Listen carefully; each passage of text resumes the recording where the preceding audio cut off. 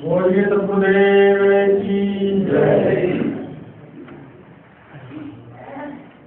श्रद्धेय श्री साहिब जी, अर्चनीय वंदनीय संत समाज एवं साधक तथा विशाल श्रद्धालु,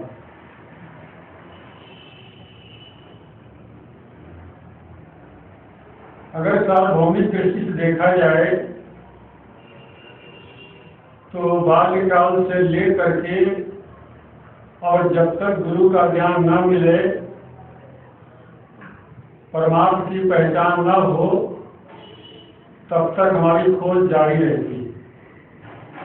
खोज जारी रही है निरंतर जन्म जन्मांतर से, और जारी है और जारी रहेगी। वो कौन खोज है? किस चीज की खोज हम करना चाहते हैं? एक उत्तर आएगा, वो उत्तर यही आएगा कि हम ऐसे माध्यम की खोज करना चाहते हैं जिसको शब्दावलियों के हेर फेर से हम भगवान कह सकते हैं, परम शक्तिमान कह सकते हैं, खुदा, अल्लाह और गॉड कह सकते हैं,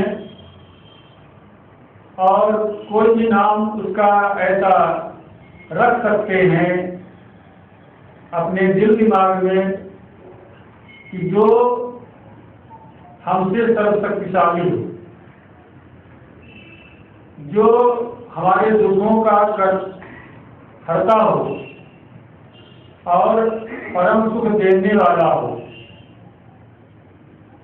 उस सत्ता की हम खोज करते हैं, लेकिन खोज करते हुए जब तक हमको सच्चा यथार्थ ज्ञान न मिल जाए, बोध न हो जाए, तब तक उस चीज को हम पाते नहीं। साधु कबीर साहब कहते हैं कि यही खोजत कल पा गया, घटहि मानिसो मूल, बारी गर्भ गुमानते ताते भर गई दूर। यही खोजत कल्प हो गया, कल्प कल्पांतर युगों जिसको बीत गए उस भगवान की खोज करते करते, लेकिन मिला नहीं, हाथ कुछ आया नहीं, परिश्रम बेकार गया, समय बेकार गया, शक्ति बेकार गई, जीवन बेकार गया, एक जीवन ही अनंत जीवन बेकार हो गए, लेकिन खोज करके हम पाए नहीं। और वो क्यों नहीं पाए? हमारी दिशा गलत थी, इसलिए नहीं पाए। दिशा जिसकी सही हो जाती है तो दशा भी उसकी सही हो जाती है। जब खोज करने की दिशा ही गलत, तो फिर सही दिशा में हम कैसे जा सकते हैं? अपने मंजिल तक कैसे पहुंच सकते हैं? कभी नहीं।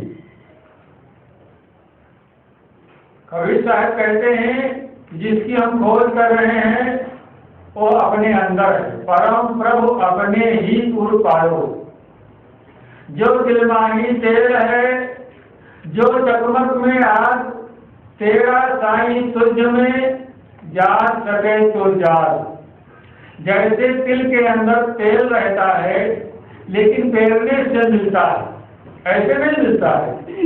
और जैसे चकमक पत्थर में आग होती है, लेकिन जब उसको पटकते हैं, एक दूसरे से टकराते हैं, झगड़ते हैं, तब आग उत्पन्न होती है। और इसी प्रकार से तुम्हारा साईं, तुम्हारा स्वामी, तुम्हारा मालिक, तुम्हारा माना हुआ काल्पनिक देव, वो अपने अंदर है, लेकिन हम भटक करके बाहर खोज रहे हैं, तीर्थों में, मूर्तियों में और कर्मकांड में, सब जगह खोजते खूब रहते हैं, मिलता नहीं। जब बाहर है ही नहीं तो खोजे कैसे मिल सकता है? कभी नहीं मिल सकता है। वस्तु अंते खोजे अंते क्यों कर आवे हाथ, सज्जन सोई सराहिए जो पारक राखे साथ। वस्तु अन्यत्र है, खोज अन्यत्र है, तो कैसे मिलेगी? बिना पारक के हम भटकते ही रहेंगे, इसलिए पारक की आवश्यकता है। एक बुद्धि माता थी, अंधेरे में करीब 9 बजे रात को वो कुछ खोज रही थी। एक सज्जन आदमी मिला, उधर से निकला, उसने कहा माता जी आप क्या खोज रही? बड़ी देर से मैं देख रहा हूँ। कहा भैया मेरी सुई गिर गई है। सुई जानते हो आप लोग लुगा उगा सिलते हैं, तो सुई गिर गई है। कहा अच्छा परेशान न हो, आप बुजुर्ग हैं, बूढ़ी हैं, आंखें कमजोर हैं, आपको दिखाई नहीं पड़ता है, इसलिए आप बैठ जाए प्रेम से और मैं आपकी सुई अभी खोज निकालता हूँ। लगा खोजने वो व्यक्ति जब खोजने लगा, बिजली का प्रकाश था, वो 2 मिनट 4 मिनट 10 मिनट 20 मिनट आधा घंटा तक खोजा, लेकिन सुई ना मिली। जब नहीं मिली तो हैरान होकर के पूछता है, चप्पा चप्पाही 3 छान डाला, दृष्टि दौड़ाई, लेकिन कहीं सुई नहीं मिली। तब कहता है वो व्यक्ति माता जी से, माता जी ये ठीक से याद करके बताइए कि आपकी सुई इसी स्थल पर गिरी थी, कहीं अन्यत्र तो नहीं गिरी है जिससे कि हमारा खोजना ही बेकार हो जाए।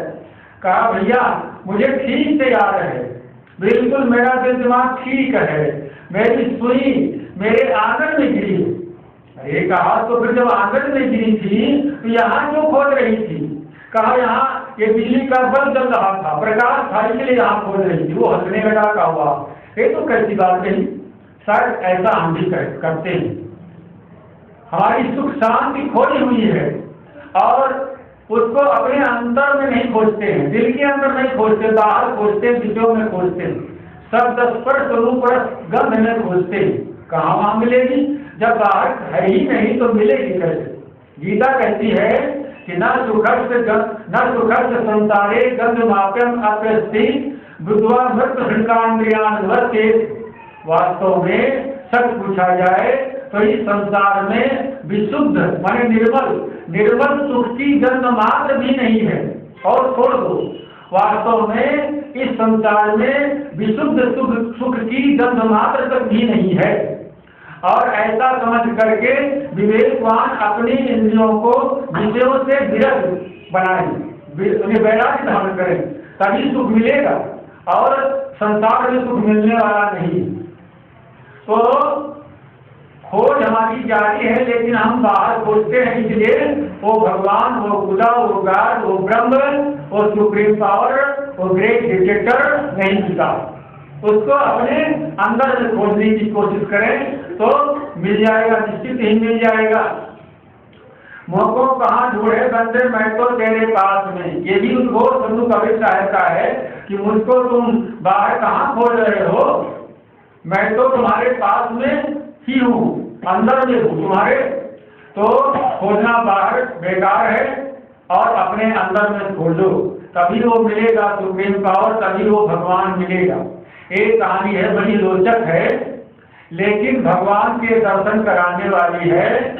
मोटी बुद्धि वाला व्यक्ति भी समझ सकता है कि भगवान कौन है, क्या है, कैसे मिलता है और मिलने पर हम कैसे हो जाते हैं। कई प्रश्न है, भगवान क्या है, भगवान का स्वरूप क्या है, कैसे मिलता है, कहाँ रहता है और उसके मिल जाने पर हमारा क्या होता है। इन सारे प्रश्नों का उत्तर इस रोचक कहानी के द्वारा मिल जाएगा। कहानी काल्पनिक है लेकिन शिक्षाप्रद है। बाघ जैसे होते हैं 1 kilo 2 kilo 3 kilo 5 kilo 10 kilo 50 kilo, तो बाघ केवल सधे हुए हों और बाघ से केवल उतना ही देर का काम है जितनी देर कि हम वस्तु तौलते हैं, तौल करके अलग रख लेते हैं, बाटों को दूर रख देते हैं। इसी प्रकार से दृष्टांत होती है, कहानियां हुआ करती हैं। सिद्धांत को ले लें, कहानियों को छोड़ दें। तो पौराणिक कथा है कि एक बार नारद जी इस धरती पर आए, वीणा बजाते हुए अवलोकन करने लगे। देखे यहाँ बहुत दुखी, चाहे नर हो चाहे नारी हो, बूढ़ा हो बच्चा हो, अमीर हो गरीब हो, सेठ साहूकार, कोई भी हो, पढ़ा लिखा, देसी विदेशी, काला गोरा, सभी कोई दुखी है। तो एक दुख देख करके नारद जी से डर आ गया और भगवान के लोक में पहुंच गए। स्वर्ग लोक कहो या सिद्ध लोक कहो, भगवान के यहाँ पहुंच गए, भगवान से मिले और निश्चय कर लिया कि मैं भगवान से निवेदन करूंगा, रिक्वेस्ट करूंगा कि भगवान आपके दया नहीं आती है। मिले, भगवान से नमस्कार प्रणाम हुआ। अद्वादश शिष्टाचार के बाद भगवान ने पूछा कहिए देवर्षि महर्षि नारद जी, आपने कैसे कृपा किया मेरे ऊपर? अरे कहा कृपा क्या किया, आपके दर्शन किया। एक प्रश्न है वो आपसे मैं करना चाहता हूँ, एक निवेदन है, कहो तो मैं निवेदन कर दूं और कहो तो नहीं, लेकिन है निवेदन बहुत जबरदस्त। नारद जी जब ऐसा कहे तो भगवान ने कहा अवश्य, निवेदन क्या है आप फरमाइए, आपकी आज्ञा को हम अवश्य ही करेंगे, पालन करेंगे। तब नारद जी कहते हैं भगवान आपकी क्या दया नहीं है, दयालु कहलाते हो क्या, दिल बंधुता का दिवाला निकल गया है आपके? कहा ऐसा क्यों कहते हैं नारद जी, मैं तो दया करता हूँ। कहा हम देखे हैं जाकर के भूलोक पर कि हर एक इंसान आपका नाम ले रहा है, विभिन्न रूपों में ले रहा है, हिंदू ही नहीं मुस्लिम सिख ईसाई यहूदी पारसी जैनी और सभी कबीरपंथी भी नाम लेते हैं, सब कोई नाम ले रहा है, लेकिन आप दया नहीं करते हो, कम से कम अपने प्रेमियों को, उपासकों को, तो भक्तों को तो दर्शन दे ही दो। अरे कहा नारद जी मैं सब बताता हूँ, हमको बिरले बिरले चाहते हैं, सब चाहते हैं माया, इसलिए माया मिलते हैं और हम नहीं मिलते हैं, क्यों दर्शन दे? जब हमारी चाहना नहीं है किसी को सच्चे अर्थ में, तो क्यों हम बेकार में जाए, समय पास होगा? कहा ऐसी बात नहीं है, और यहाँ तो सीटें खाली हैं, ये सारी की सारी सीटें, और आप कहिए तो मैं भर दूँ। अरे कहा नारद जी जाइए, आपको हम बिल्कुल फ्री करते हैं, आपको स्वतंत्र करते हैं, आप जाइए, जितने लोग आ सके यहाँ सबको ले आइए, तो लोग की सीटों को भर दीजिए, बस यही तो। कहा बस मुझको आज्ञा मिल गई। और नारद जी भैया बजाते हुए बड़े हर्ष के साथ उल्लास के साथ आ गए भूलोक पर। सोचे वाह, एक तो हमको बहुत मनचाहा वरदान मिल गया है, क्या कहना, अभी भगवान क्या, भगवान की सारी सीटें मैं भर दूंगा सब लोग की, भगवान परेशान न हो जाए तो फिर क्या। आ गए और कहने लगे, एक माता जी थी, उनसे मिले नारद जी, कहने लगे माता जी अरे आप मैं देखता हूँ कि आप कोई भोजन बनाने वाला नहीं है, कोई सेवा करने वाला नहीं है, आगे पीछे भी कोई नहीं है, और चलो भगवान के यहाँ चलो, भगवान से मिला दे, दर्शन करा दे। बुढ़ी माता ने कहा अरे कोई नहीं है तो नहीं है, भगवान के यहाँ बताओ कि ये सब हमारे अड़ोसी पड़ोसी और प्रेमी नेमी नातेदार रिश्तेदार ये सब मिलेंगे कि नहीं मिलेंगे? अरे क्या बकवास न करो, भगवान के यहाँ ये सब कोई नहीं मिलेंगे, भगवान मिलेंगे बस, और कोई नहीं मिलेगा। फिर मैं तो सब लोग को हम नहीं जाएंगे, जाओ बेकार की बात करते हो। पहला ही मामला केस फेल हो गया। अब दूसरा प्रयोग किया, देखा कि एक जवान औरत है युवती, उससे कहा बहन जी आप ही चले सब लोगों को, क्योंकि आपका पति लगता है कि स्वर्गवासी हो गया है, भगवान के यहाँ पहुंच गया है। तो कहा सच कहते हैं आप, ये बताइए हमारा पति जो है मर गया है, मर करके कहीं शरीर धारण कर लिया है कि भगवान के यहाँ पहुंच गया है? झूठ बात मत कहना, सही से बताओ। तो नारद जी को कहना पड़ा कि भाई वो दूसरा शरीर धारण कर लिए हैं। तो कहा कि स्वर्ग लोक में जाकर के क्या हमारा पति मिलेगा? कहा वो नहीं मिलेगा, बाकी सब चीज भगवान मिल जाएंगे, तो शांति मिल जाएगी, संतुष्टि मिल जाएगी। कहा फिर ऐसे सब लोग को मैं नहीं चाहती, जाइए। एक विद्यार्थी फेल हो गया था, बहुत प्रयास किया लेकिन फेल हो गया था परीक्षा में, आत्महत्या करने जा रहा था, उसको रोका, कहा तालाब में मत कूदो, मरो मत, बिजली का करंट मत लगाओ, और चलो भगवान के हाथ को ले चलते हैं। कहा ये बताओ वहां नौकरी मिलेगी? सर्विस अरे का सर्विस क्या करने की जरूरत है, भगवान की सेवा में तो सब कुछ है। कहा फिर हम नहीं, हम तो नौकर क्या नौकरी करके हम डीएम बनना चाहते, इसीलिए मैं खूब प्रयास किया लेकिन फेल हो गया, फिर परीक्षा दूंगा। अरे कहा नहीं मिलोगे? कहा नहीं मिलेगी। अब नारद जी घबरा गए, 3-4 केस फेल हो गए उनके। अब नारद जी ने सोचा कि कहीं ऐसा हो हंसी के पात्र बन जाए और भगवान के यहाँ से मीठा हो जाए। मैंने कहा था भगवान से कि सारी स्वर्ग लोक की सीटों को भर दूंगा, लेकिन एक आदमी भी तैयार नहीं हो रहा। अब उन्होंने दूसरा तरीका निकाला। क्या निकाला कि एडवर्टाइजमेंट, तमाम पंपलेट, पोस्टर, होर्डिंग ये सब बनाना शुरू किया। कहा तो भगवान के दर्शन करने के लिए जिसको चलना हो चल दे, और टिकट करके आया और कुछ नहीं लगेगा, मैं सारा भरूंगा। पुष्पक विमान से ले चलूंगा, और क्या क्या सब बताया, खूब एडवर्टाइजमेंट किया हर एक भाषाओं में, पूरे भूमंडल पर। ये नहीं कि केवल भारत में या नेपाल में, नहीं, चीन, जापान और थाईलैंड, अफगानिस्तान, कजाकिस्तान, बलूचिस्तान और सब जगह पूरे जो है, श्रीलंका और क्या क्या सब पूरे विश्व के, अमेरिका से लेकर के भारत तक के सभी विश्व में पूरा उन्होंने एडवर्टाइजमेंट किया। किसी भी देश का वासी हो, भगवान के हम चले, कम से कम हमारी लाज रह जाए, वचन रह जाए। लेकिन पूरे भूमंडल पर 1 महीना तक भ्रमण किए, एडवर्टाइजमेंट किए, खूब मीटिंग किया, खूब भाषण दिया, जैसे आजकल नेता लोग भाषण देते हैं। लेकिन पूरे भूमंडल पर 300 आदमी इकट्ठा हुए।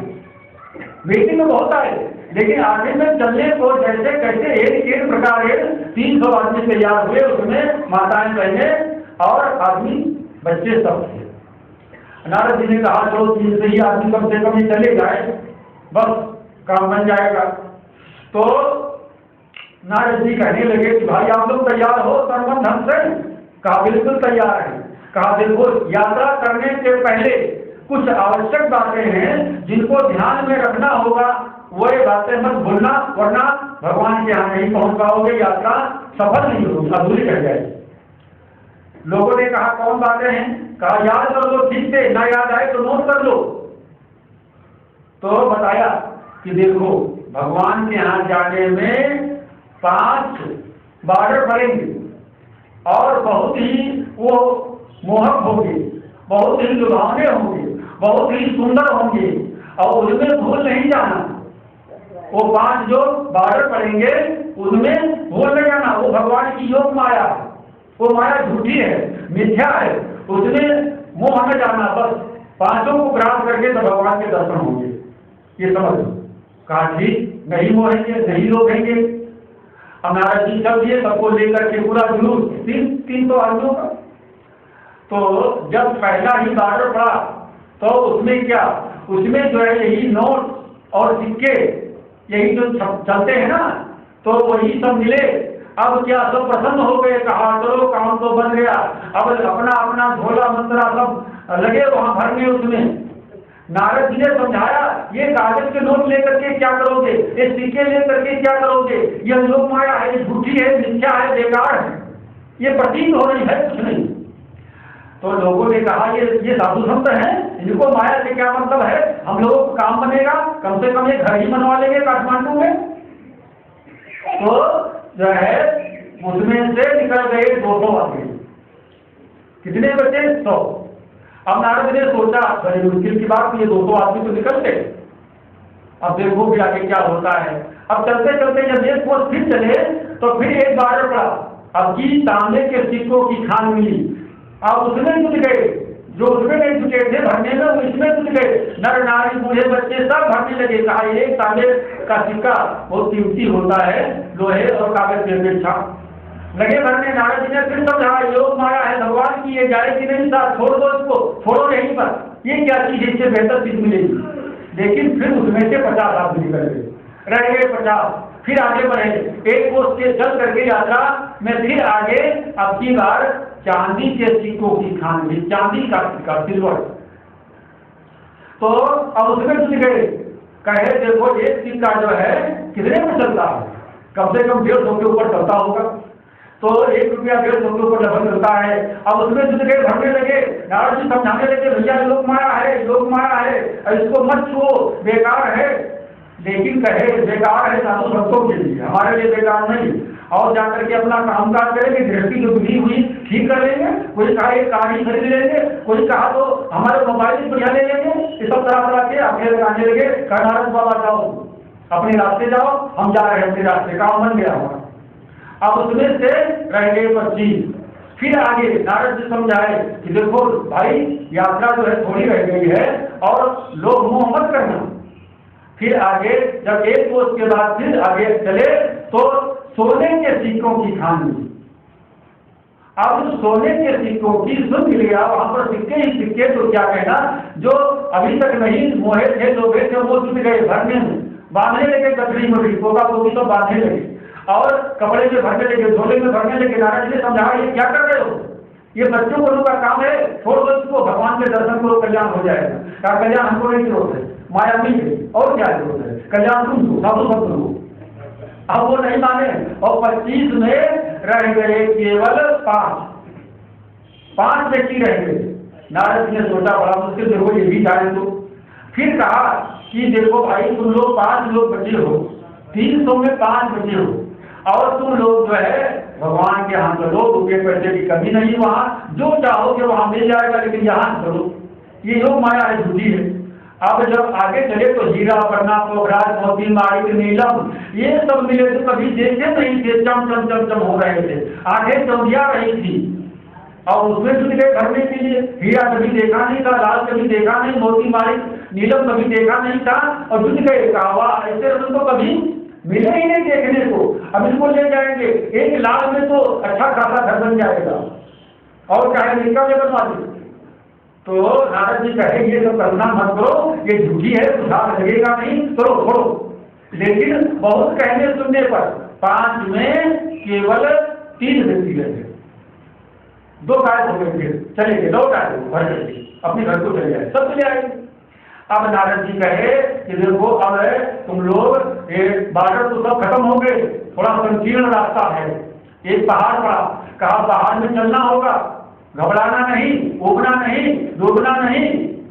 अब उसमें ले गए, रास्ता पहले जो है खड़े खड़े चले, इसके बाद झुक गए, इसके बाद बैठ गए, इसके बाद लेटे लेटे। और तीनों लोगों ने क्या कहा कि नारद जी क्या मारना चाहते हो, ये कहाँ ले जा रहे हो, भगवान के रास्ते ले जा रहे हो कि जहन्नुम ले जा रहे हो, यमराज के रास्ते ले जा रहे हो। नारद जी ने कहा तुम लोगों को विश्वास नहीं है, हम साधु संत का रक्षा करते कि मारते किसी को, अरे घबराओ नहीं, और सुन लो। जब वो कह लौट जाएंगे तो नारद जी ने भय किया कि तुम लोग लौटोगे अगर तो जानते नहीं हो इस गुफा का यही हाल है, पीछे बढ़ोगे तो बाघ गरजेगा और खा लेगा, समझ जाओ पीछे।